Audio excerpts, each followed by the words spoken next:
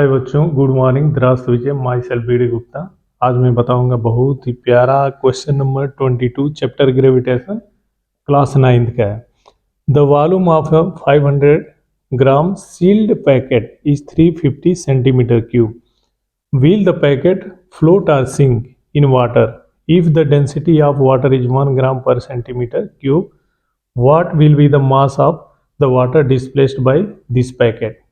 एक sealed packet है, उसका मास दिया है, उसका वॉल्यूम दिया है, ये पूछा जा रहा है क्या वो सिंक करेगा या फ्लोट करेगा। दूसरा बात है कि अगर ये सिंक अगर अगर सिंक कर जाता है तो कितना वाटर डिस्प्लेस करेगा, ये पूछा जा रहा है। यहाँ पे जो मास ऑफ द वाटर है डिस्प्लेस्ड बाय दिस पैकेट, जो सील्ड पैकेट है, अगर मान लो डूब जाता है तो कितना मास वाटर, जो वाटर होगा उसका कितना मास डिस्प्लेस करेगा। तो यहाँ पर देखो तो बेटा, ये डेंसिटी, ये भी डेंसिटी। आइडेंटिफिकेशन के लिए ये सॉलिड की डेंसिटी, सॉलिड की पहला लेटर क्या है? यस है। डेंसिटी और किसका? लिक्विड। यल से लिक्विड होता है। अगर सॉलिड की डेंसिटी क्या है? सॉलिड की डेंसिटी ज़्यादा है किससे? लिक्विड की डेंसिटी से। तो क्या होता है? सिंक कर जाएगा। अगर सॉलिड की डेंसिटी लिक्विड की डेंसिटी से क्या है? कम है, तो क्या होगा? फ्लोट करेगा। ये दो बात ध्यान में रखना बेटा। सॉलिड की डेंसिटी ज़्यादा है लिक्विड की डेंसिटी से, तो ये ऑब्जेक्ट क्या होगा? डूब जाएगा। सॉलिड क्या होगा? डूब जाएगा। अगर सॉलिड की डेंसिटी कम है लिक्विड की डेंसिटी से, तो क्या होता है? फ्लोट करता है। जैसे ये गेंद इस पे फ्लोट कर रहा है, क्यों? क्योंकि इसकी डेंसिटी कम है वाटर के डेंसिटी के कंपैरिजन में, इसलिए फ्लोट कर रहा है। कब डूब जाता है? यही जब इसकी डेंसिटी ज़्यादा होती है। कोई ऐसा ऑब्जेक्ट हो जिसकी डेंसिटी ज़्यादा है तो वो डूब जाएगा। आगे इसका आंसर देना है। The volume of a 500 gram sealed packet, sealed packet है, उसका मास कितना दिया है? 500 ग्राम। तो ये हो गया गिवन दैट। क्या दिया है बेटा? मास दिया है। मास का पहला लेटर एम, 500 ग्राम, और इसका वॉल्यूम कितना दिया है बेटा? 350 सेंटीमीटर क्यूब। जो क्वेश्चन में दिया है उसको यहाँ पे लिखो, गिवन दैट। फिजिक्स में न्यूमेरिकल सॉल्व करने का सबसे बेस्ट तरीका, गिवन क्वांटिटी को फ्रंट पे लाओ, लिखो, और जो अननोन क्वांटिटी है उसको गिवन क्वांटिटी के हेल्प से फाइंड कर लेंगे। ये बहुत बड़ा फार्मूला होता है। एम बराबर 500 gram, V 350 centimetre cube. Will the packet float और सिंक इन द वाटर, और वाटर की डेंसिटी कितना दे रखा है? 1 ग्राम पर सेंटीमीटर क्यूब। देखो तो वाटर की डेंसिटी दिया है। अगर हम सील्ड पैकेट की डेंसिटी को फाइंड कर लें तो दोनों को कंपैरिजन करेंगे, कौन ज़्यादा है कौन कम है। अगर सील्ड पैकेट की डेंसिटी ज़्यादा है तो क्या होगी? सिंक कर जाएगी। देखते हैं इसको निकाल के। हम जानते हैं क्या? डेंसिटी बराबर मास बाई वॉल्यूम। मास कितना दिया है? 500 ग्राम, और ये कितना हो गया? 350। जीरो से कैंसिल, ये 7, ये हो जाएगा 10/7, ये कितना हो जाएगा? 1.42। यहाँ से डेंसिटी कितनी निकल गई बेटा?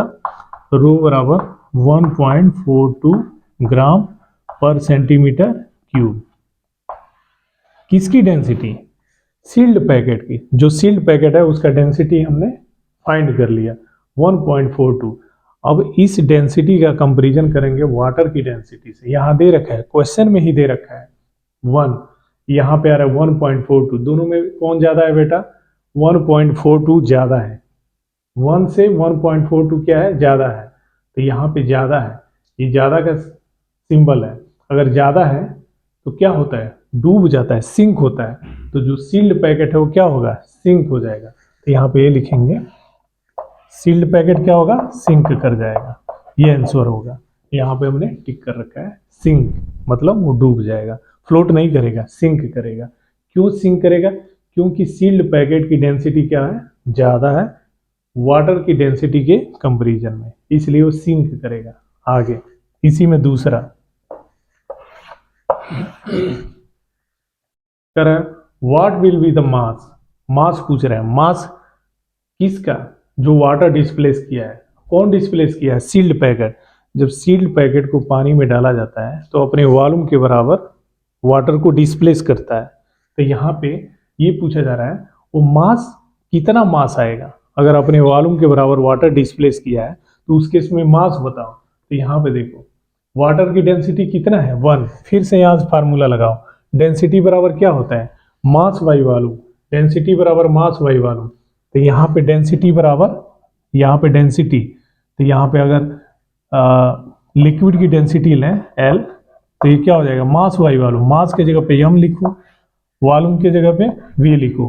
तो यहाँ पे लिक्विड की डेंसिटी यानी पानी की डेंसिटी कितना दे रखा है 1, तो यहाँ पे लिखो 1 बराबर m फाइंड करना है, m के जगह पे m रहने दो, v के जगह पे कितना, जो सील्ड पैकेट का जितना वॉल्यूम होगा अपने वॉल्यूम के बराबर वाटर को डिस्प्लेस करेगा। तो अगर 350 सेंटीमीटर क्यूब इसका वॉल्यूम है उतना ही वॉल्यूम क्या करेगा वो डिस्प्लेस करेगा। तो यहाँ पे 350, तो यहाँ पे ये देखो बेटा m बराबर क्या हो जाएगा 1 इंटू 350, तो m बराबर क्या हो जाएगा 350 ग्राम, m बराबर 350 ग्राम, ये भी आंसर हो गया बेटा। तो देखो बेटा क्वेश्चन देता है सील्ड पैकेट है, वाटर है, सील्ड पैकेट को क्या फ्लोट करेगा या सिंक करेगा, इसके लिए आप क्या करोगे सबसे पहले सील्ड पैकेट की डेंसिटी निकालोगे, फिर वाटर की डेंसिटी दे रखी है दोनों का कंपैरिजन करोगे, कौन ज़्यादा है, सील्ड पैकेट की डेंसिटी ज़्यादा है, अगर डेंसिटी ज़्यादा होती है वाटर की डेंसिटी कम है तो वो ऑब्जेक्ट क्या होता है सिंक कर जाता है, डूब जाता है। ठीक है, ये पहला चीज़। और आगे पूछा जा रहा है अगर सील्ड पैकेट को हम अगर डूब जाता है तो अपने वॉल्यूम के बराबर वाटर डिस्प्लेस करेगा। तो यहाँ पे ये पूछा जा रहा है कि कितना मास होगा, उसका मास कितना होगा, अगर सील्ड पैकेट वाटर को डिस्प्लेस कर रहा है तो उसका मास कितना होगा। तो मास फिर से हम फार्मूला लगाएंगे, हम जानते हैं क्या डेंसिटी बराबर मास बाई वॉल्यूम, वाटर की डेंसिटी कितना 1, मास के जगह पे हम लिखे रहो वॉल्यूम, ये कहाँ से आएगा वॉल्यूम कितना होगा, इसी क्वेश्चन को देख के निकालेंगे। सील्ड पैकेट की जितनी वॉल्यूम होगी उतनी ही वॉल्यूम क्या करेगा वाटर डिस्प्लेस करेगा। तो यहाँ पे 350, ये भी 350, तो m बराबर 1 इंटू 350 मास, यहाँ पे क्या किस में यूनिट में लिया ग्राम में, तो ये आंसर हो गया बेटा। और ये चैप्टर फाइनल हो गया, एक छोटा सा चीज रह गया जो आउट ऑफ सिलेबस है, आप लोगों के उसमें नहीं है, कोर्स में सिलेबस में नहीं है, लेकिन मेरे हिसाब से आप लोगों को एक बार उसको पढ़ना चाहिए। वो ये है टीवें सेकंड में चली गई दूरी, टीवें सेकंड में चली गई दूरी क्या होती है, भले आउट ऑफ सिलेबस है, कोर्स में सिलेबस में नहीं है, एग्जाम में नहीं आएगा, लेकिन एक वीडियो बनाऊंगा उसको जरूर आप छुट्टी के टाइम में टाइम निकाल के पढ़ लेना उसको, वो आप लोगों के हायर क्लास में काम आएगा। क्लास 11th में भी है फिजिक्स में वो चीज़, लेकिन 10th में नहीं, 9th में नहीं दिया है, तो वो पढ़ लेना आप लोग, जब बैठोगे कंपटीशन में तो वहाँ पे वो दिखता है, वो दिखेगा। तो अब मिलेंगे बेटा नए चैप्टर के साथ, वो चैप्टर मैं बताऊंगा बाद में कौन सा चैप्टर होगा। तो ये हो गया क्लास 9 का चैप्टर ग्रेविटेशन, पूरे तरीके से कंप्लीट हो गया, थियरी न्यूमेरिकल दोनों। मेरा वीडियो लॉन्ग होगा बेटा, लेकिन लॉन्ग है ठीक है, लेकिन ऑनेस्टली मैं ये बता रहा हूँ थोड़ा टाइम देना उस पर। आप लॉन्ग वीडियो है लेकिन एक एक चीज़ एक्सप्लेन करके बताया हूँ कि ताकि आप लोगों को अच्छे से अच्छा समझ में आए, ग्रिपिंग बने और इसकी वैल्यू समझ में आए, 9th में 10th में अच्छे से आप मार्क लाएं और फील आए हैप्पीनेस आए, और इस बेस पे और आगे आप बढ़ें, आगे की चीज़ इस हेल्प से और ज़्यादा कंट्रोल हो। इसके लिए बहुत डिटेल में हर एक वीडियो बनाया हूँ। तो डिटेल बनाने के रीज़न ये है कि आप लोगों को ज़्यादा से ज़्यादा समझ में आए और अच्छे से समझ में आए। वो बेस है, कहा जाता है 9th-10th बेस है, अगर इसमें आपने ग्रिपिंग बना लिया तो 11th में 12th में और जब जाओगे ना कंपटीशन में, जैसे नीट डॉक्टर बनने के लिए IIT में जाओगे, तो ये सब छोटी छोटी चीज़ें क्या होती है, यही छोटी छोटी चीज़ें उसमें सजा के बड़ी चीज़ बनती है। तो जो लड़का जो स्टूडेंट छोटी छोटी चीज़ों को सजा के पकड़ के रखता है अपने ब्रेन में, माइंड में, और अच्छे तरीके से उसको एक सेल्फ एक्सप्लेन कर लेता है, वो लड़का बहुत जल्दी बहुत फास्ट बाजी मारता है अपने कैरियर में, हर चीज़ समझता है, और जो हर चीज़ समझ गया उसी की दुनिया है। ऐसे वीडियो देखने के लिए आप लोगों को बहुत बहुत धन्यवाद। आप जहाँ भी रहें स्वस्थ रहें, मस्त रहें, खुश रहें। Thank you very much, thank you.